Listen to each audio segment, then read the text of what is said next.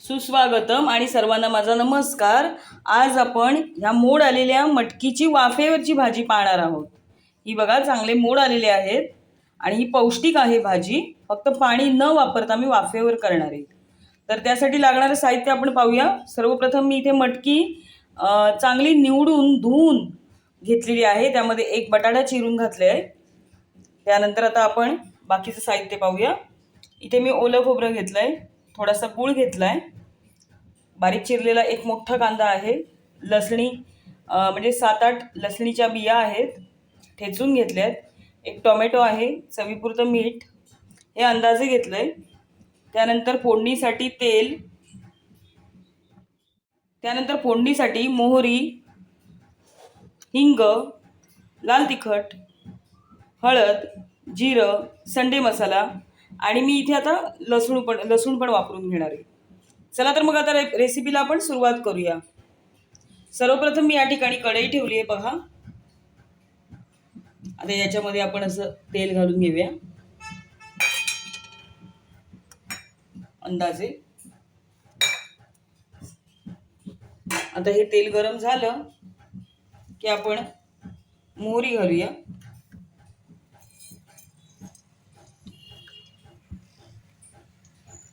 त्यानंतर लागली जिरा घालूया। तर हे चांगलं तडतडू दे। हे बघा मोहरी चांगली तडतडलेली आहे, मोहरी आणि जिरं। तर आपण कांदा घालूया, कांदा आणि या लसणीच्या ज्या बिया आहेत त्या घालून घेऊया। आता हा कांदा या ठिकाणी चांगला आपण परतून घेऊया।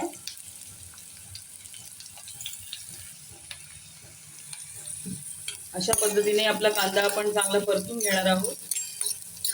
कांदा परततानाच आपण मीठ घालणार आहोत आणि जरा 2 वाफा काढून घेणार आहोत कांद्याला, म्हणजे कसं कांद्याचा कलर आहे तसाच राहतो पण शिजतो सुद्धा म्हणून।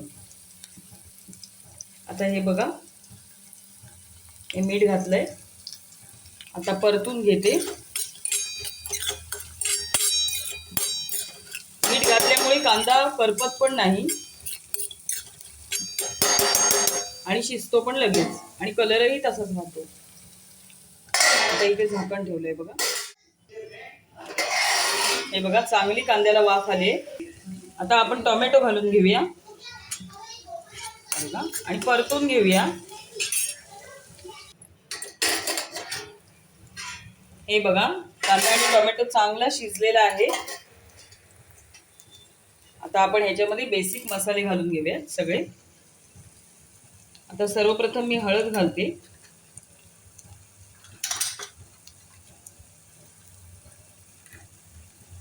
चमचा अगदी छोटा आहे पहा।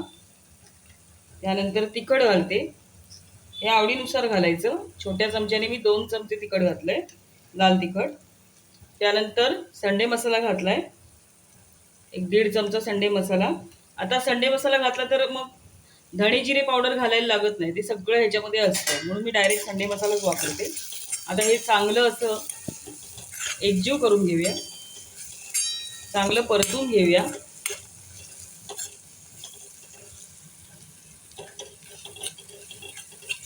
त्यानंतर मी याच्यामध्ये थोडंसं ओलं खोबरं वरनं देखील घालून घेणार आहे।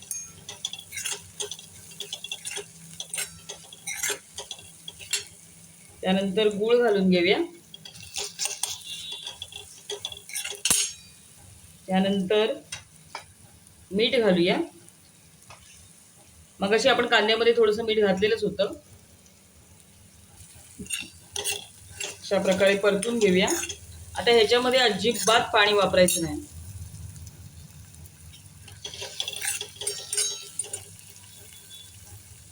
आणि आता आपण जी मटकी आहे ती घालून घेऊया, मटकी आणि बटाटा।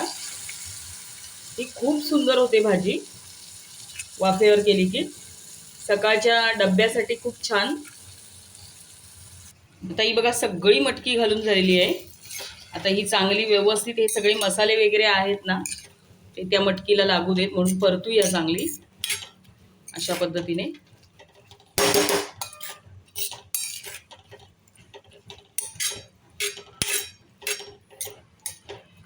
आपण रोज एक व्हिडिओ टाकत आहोत आणि तुम्ही व्हिडिओला उदंड असा प्रतिसाद देत आहात, लाईक करत आहात, सबस्क्राईब देखील करत आहात. त्याबद्दल आपले सर्वांचे मनापासून आभार. आता अशा पद्धतीने आपण जी मटकी आहे ती चांगली परतून घेतले.